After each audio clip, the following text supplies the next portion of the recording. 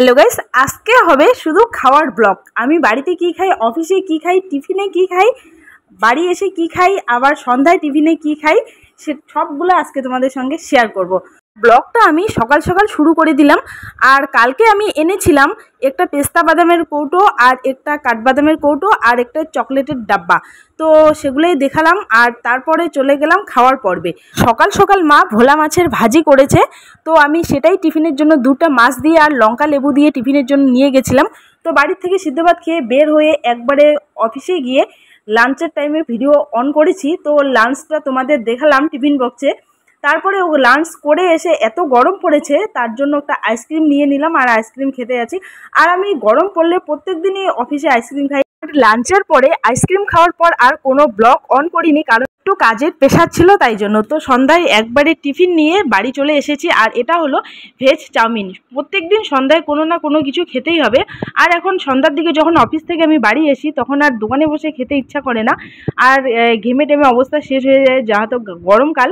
আর আমার যেটা ভালো লাগে যে বাড়ি গিয়ে স্নান করে ফ্রেশ ট্রেশ হয়ে টয়ে তারপর খেতে বসবো, এটার মজাটাই আলাদা লাগে। তো যাই হোক, টিফিন করে টোরে আজকে রান্না করেছিলাম আমি বাড়িতে।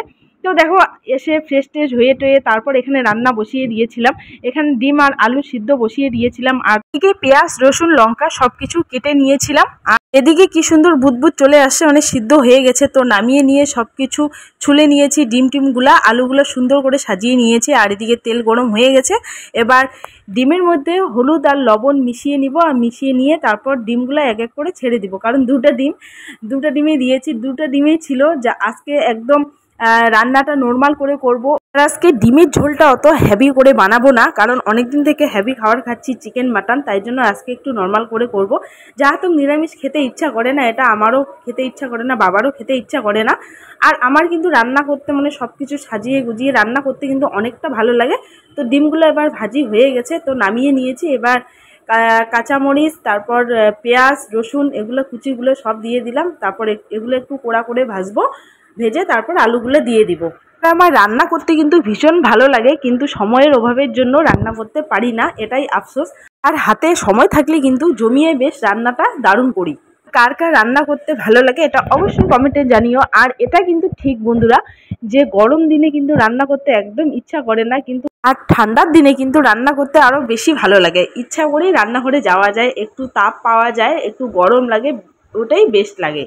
আর আমাদের মেয়েদের যতই ভালো চাকরি হোক না কেন, যতই ভালো করে বিয়ে হোক না কেন, কিন্তু আমাদের রান্নাটা করতেই হবে। আমরা যেখানেই যাই না কেন, মেয়ে হয়ে জলমালে রান্নাটা করতেই হবে। তাই জন্য মেয়েদের রান্না করাটা মাস্ট। আর আলুগুলো এবার হয়ে গেছে ভাজি, আর এবার দিয়ে দিব সব মশলাগুলো। এখানে গরম মশলা, লঙ্কা গুঁড়ো, জিরে গুঁড়ো, ধনে গুঁড়ো সবগুলো আছে। আর যেই থালাটায় মশলাগুলো আছে, এখানে একটু জল দিয়ে নিব, আর জল দিয়ে এই মশলাটাও দিয়ে দিব। আর তার আগে একটু আলুটায় জল দিয়ে নিয়েছি, জল দিয়ে একটু হালকা হালকা সিদ্ধ করে নিয়েছি।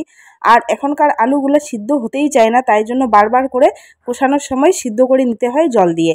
তারপর এখানে দেখো মশলা দিয়ে ভালো করে কষিয়ে নিলাম অনেকটা সময়।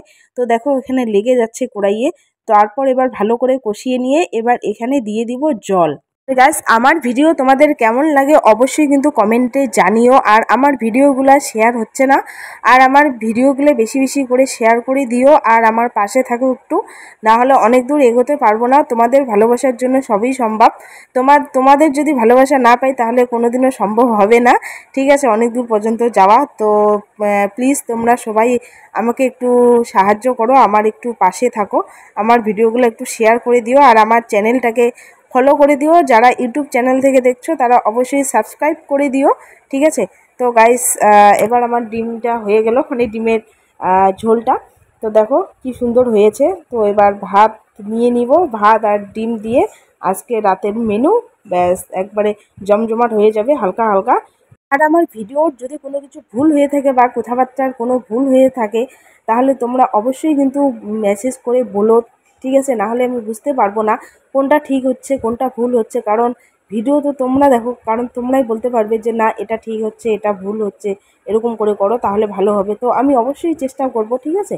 তো একটু ভুল ত্রুটিটা একটু ধরিয়ে দিও। তো গাইস, আজকে ভিডিওটা এই পর্যন্তই, দেখা হচ্ছে আবার পরের ব্লগে। ততক্ষণে তোমরা সবাই ভালো থেকো, সুস্থ থেকো। আর আজকে আমার রাতের মেনু আর কার কী দিয়ে হচ্ছে খাওয়া দাওয়া অবশ্যই জানিও। তো গাইস, টাটা।